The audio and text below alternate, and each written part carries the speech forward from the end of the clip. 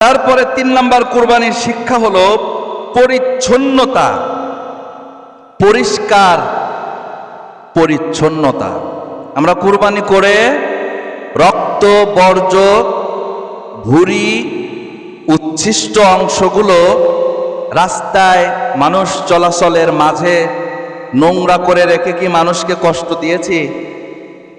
আমরা পরিষ্কার করেছি, আপনারা করেছেন, অনেক সুন্দর পরিপাটি করেছেন না করেন নাই? এটা কি খালি একদিনের পরিষ্কারের কথাই ইসলামে আছে, নাকি সারা জীবন সারা বছর পরিষ্কার পরিচ্ছন্নতা থাকতে হবে? আপনি নিজে পরিষ্কার থাকতে হবে, পরিবার পরিষ্কার থাকতে হবে, সমাজ পরিষ্কার থাকতে হবে। এটা ইমানের একটা অঙ্গ। হাদিসের মধ্যে এসেছে পরিষ্কার পরিচ্ছন্নতা ইমানের অঙ্গ। কনসোয়ান। তাহলে কুরবানি থেকে আমরা এই শিক্ষাটাও পেয়ে গেলাম। আচ্ছা, আমি বড় লোক, ধরেন একজন বড় লোক এটা গরিব মানুষের বাড়ির পাশে কুরবানি করলো, বড় গরু, রক্ত তো মেলা, থুয়ে দিল ওই রকমই। আরে গন্ধ লাগে, গরিব মানুষের লাগুক, থতো।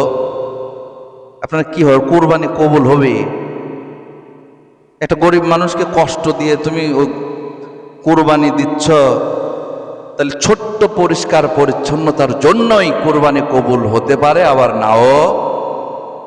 প্রিয় ভাই বন্ধুগণ, আমার কথাগুলো কি মূল্যহীন না খুবই গুরুত্বপূর্ণ বলেন তো?